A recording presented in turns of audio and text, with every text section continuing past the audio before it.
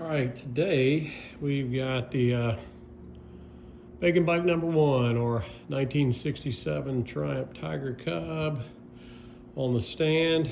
Been riding this bike a good bit, really enjoy it. It's fun to take to work and back and to events.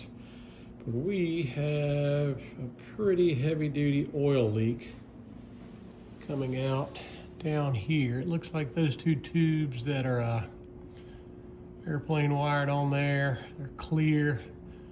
Leaking are definitely that little short tube there coming off the Banjo return oil feed is leaking, so got to get that fixed before I can keep riding it.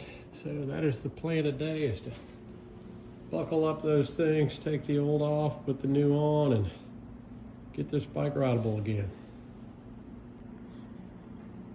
Okay, so I've disconnected the upper bolt.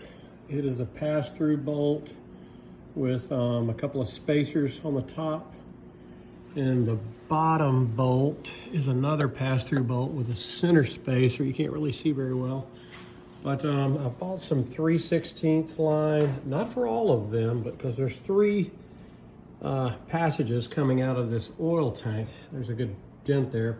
I call it a battle scar. I wish I knew the story behind it, but I plan to leave it there for now. That's dented patina, kind of takes it to another level.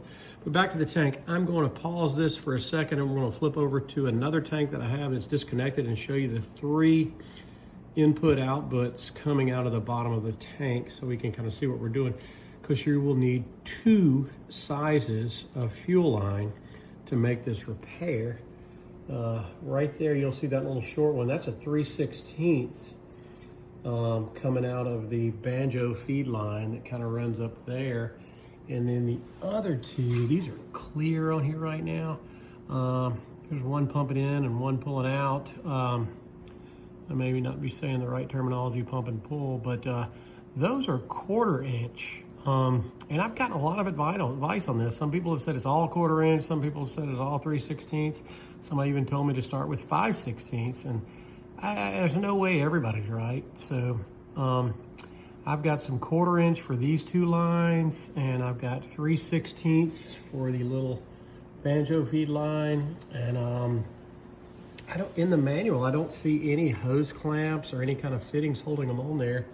Now down here, I see some airplane wire tying that on. At the bottom, nothing at the top, and that might be where my problem is. But I'm going to pause this and run to that tank and show you. Okay, so this is a disconnected oil tank. The note on here says it's from a 58 T20 Cub. I don't have a 58 T20 Cub, but they all seem to be pretty close to the same size. You'll notice on the top, I have the cap taken off. And this one had a dipstick on it with measurements on it. It was pretty cool. My other 3 bikes don't have that dipstick. But that's opened up, and then there's like a breather valve there, so nothing really plugs to that. And there's where that top bolt goes through, and it's missing a couple of spacers because I'm using them on the active bike. Then when you come down to the bottom, it gets kind of crazy. This is kind of neat. That little bolt right there is a drain plug. Very difficult to remove. So, and then here you've got 1, 2, because that one has 2 on it, and 3 fittings. The little one right there is where the 3/16 goes and goes to the Banjo, and then that one there is a 1/4 inch. Looks like they've painted this a few times. That's kind of crazy.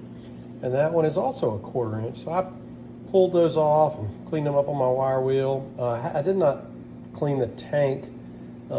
It's in good shape. I washed it out really, really good with some cleaner and stuff. But and then down there, you'll see the 3 bolt on the bottom with that single spacer.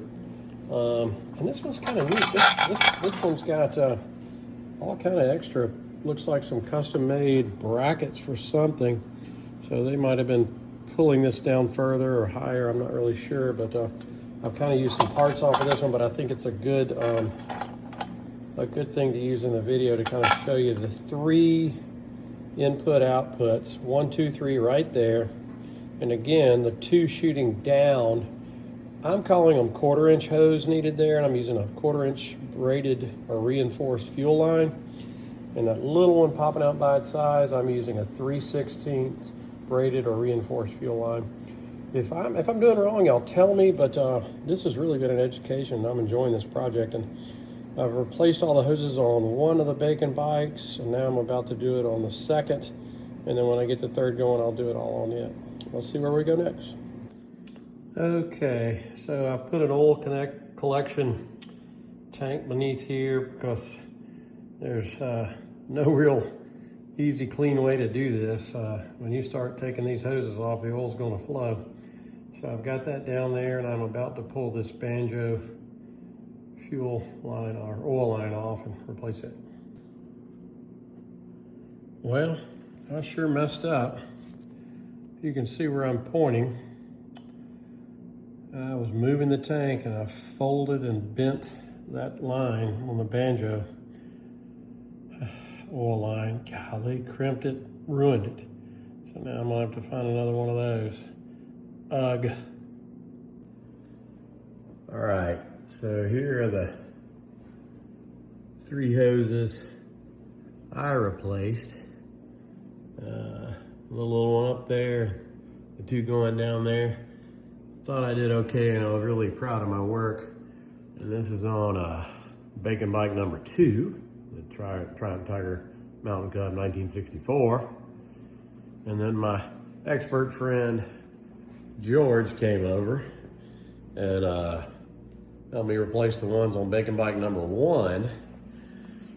And this guy is legendary. I mean, look at his work. He's like a shopsmith. I was kind of embarrassed after I saw his work, and then mine. He's got like nice hose clamps and really cool looking stuff, and really crushed me with his expertise. So Bacon number 1 has 3 new oil hoses. Bacon number 2 has 3 new oil hoses. Bacon number 3, still kind of a mystery. We'll get some later, but right now she's kind of all taken apart, and just kind of what it's about when you own a vintage bike. But this has been a really fun project, and I hope to get all the electricals finished on Bacon number 2 soon, so she can be out running with Bacon number 1, and then I can share the rides with some friends enjoying this project.